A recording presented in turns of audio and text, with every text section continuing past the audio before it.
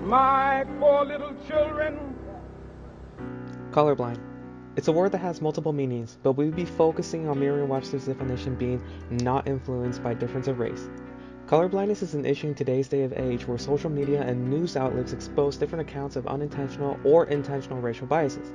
Colorblindness can be seen as early as the 1960s during the Civil Rights Movement and was an adopted ideology for Martin Luther King's statement of not be judged by the color of their skin, but by the content of their character. Will one day live in a nation where they will not be judged by the color of their skin, but by the content of their character.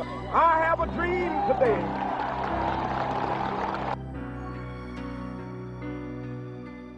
Colorblindness affecting those seeking an opportunity to establish a family through the adoption system. Sidney K. Morgan from the University of Missouri researched the effects of adoption and children growing up in locations they are not primarily accustomed to. The subject title was about transracially adopted parents and adoption stigma. The study focused on how much these parents, specifically parents with different racial and cultural backgrounds from their children, actually understood the child's lifestyle outside of home.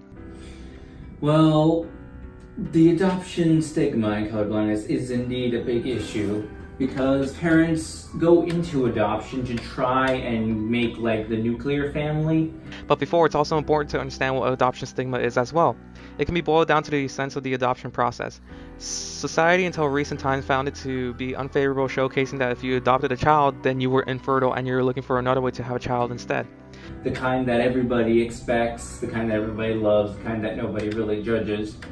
But that kind of upbringing goes against what the children will actually face. Now, adoption stigma can also be affected with the child's cultural, color, and racial background. With that in mind, what they found was that even though adoptees of predominantly white communities experience a better social status, they are often found to be racially discriminated without the parents' sense of knowing. Because of their ethnicity not being similar enough to the parents who adopt them. And with adoption stigma as well, adoption stigma and colorblindness go hand in hand. The lower the rate of adoption stigma, the higher the rate of people of non-color having colorblind ideals. The higher the rate of adoption stigma, the lower the rate of people having non-colorblind ideals. Are affecting millennials' optimism in the future in the sense that change will not happen. Kumar Yogiswaran derived an article where they surveyed people from across the regions to see how colorblind activities would affect their mental attitudes in the subject itself.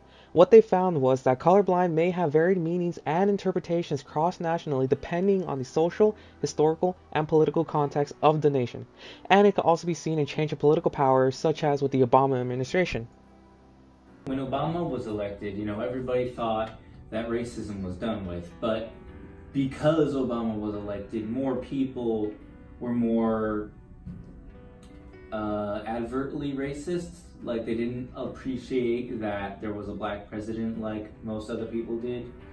So it didn't eliminate racism so much as it kind of reinforced it in a way.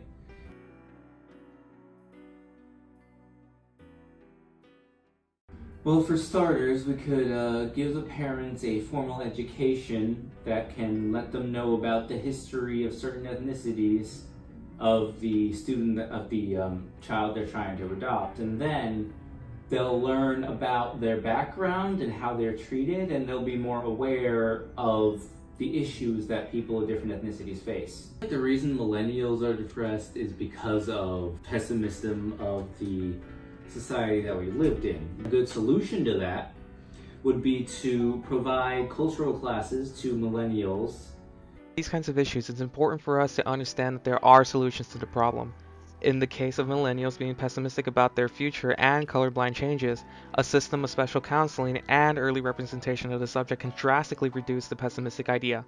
And with the situation of transracially adopted parents and adoption stigma, by providing formal education to those parents that want to adopt about the insights of different color, it can help draw their attention away from their own personal experience, in which it would help them out in evaluating their understanding of racial discrimination that is not of their own.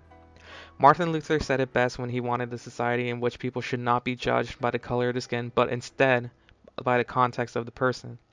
Other people have taken his words out of context, and it's a shame to see that happen at this time of age. Don't be colorblind, be color mindful instead.